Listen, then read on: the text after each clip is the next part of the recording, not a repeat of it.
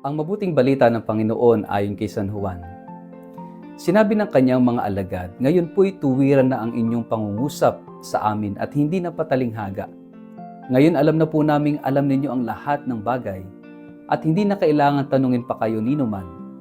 Dahil dito naniniwala po kami na kayo'y mula sa Diyos. Sumagot si Jesus, talaga bang naniniwala na kayo?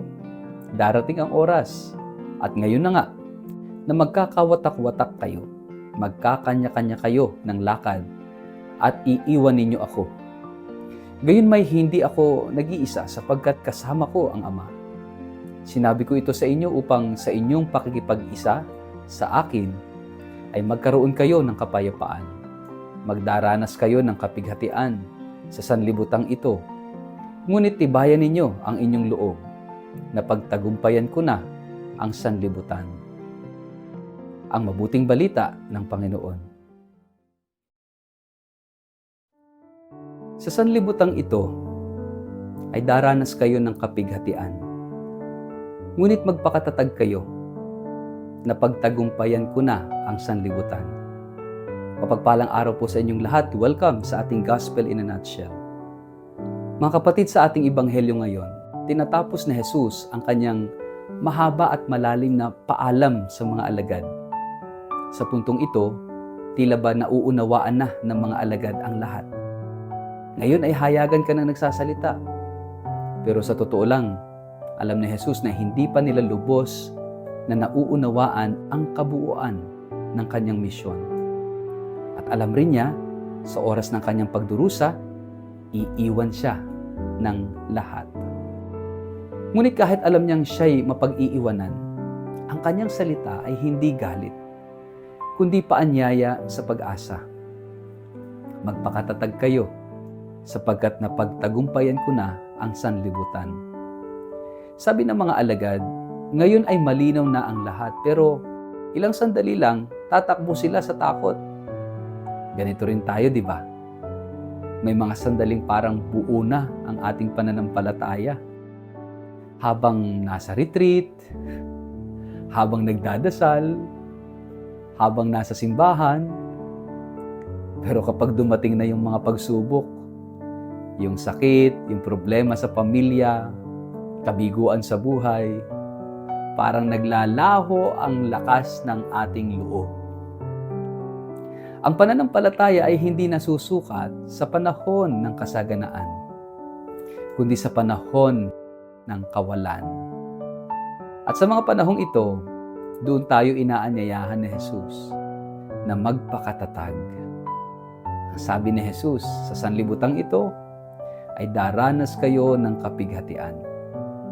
Hindi ito pagdurusa na may kabuluhan lamang kung walang pananampalataya.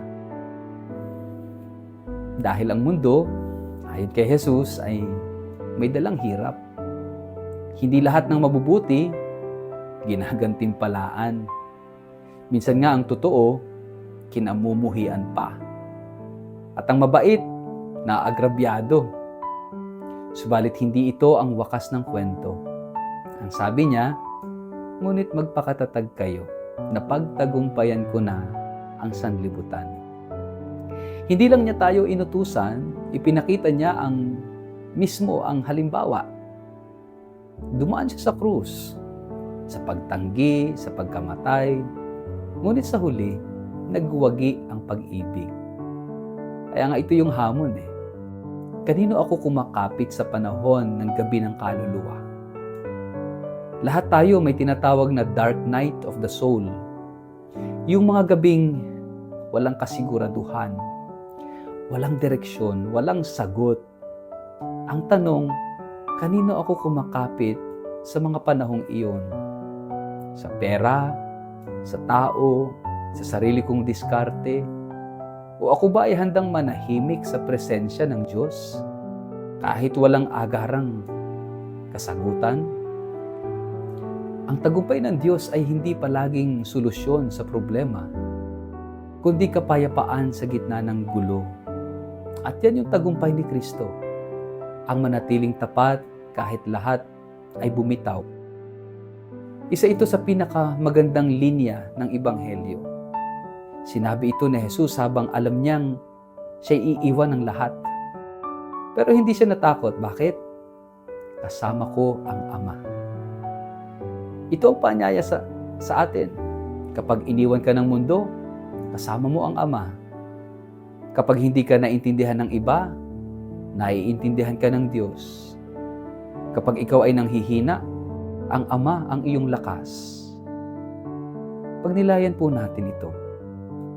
Ano ang mga pagsubok na pinagdaraanan natin ngayon na nagtutulak sa atin na manghina o sumuko?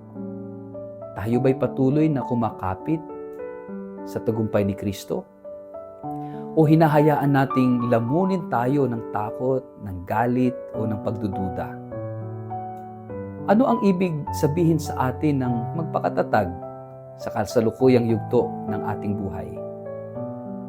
Samahan niyo po ako sa maikling panalangin. Sa ngalan ng Ama, ng Anak at ng Espiritu Santo.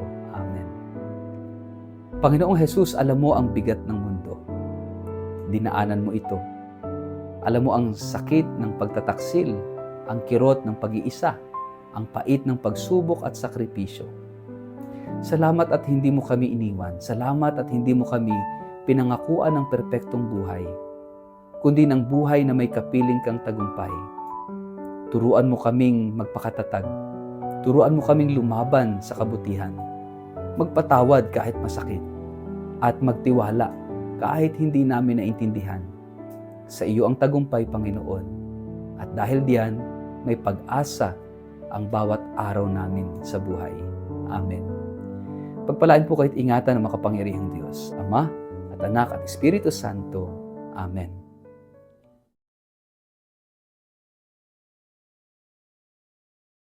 Mga minamahal kong kapatid sa pananampalataya, inaanyayahan ko po kayo sa isang biyayang paglalakbay ng pananampalataya, isang pilgrimage sa Eastern Europe na gaganapin mula October 4 hanggang October 21 sa taong ito, na sasaklaw sa 8 kahangahangang bansa, sa Switzerland, Liechtenstein, Germany, Austria, Czech Republic, Slovakia, Hungary at Poland.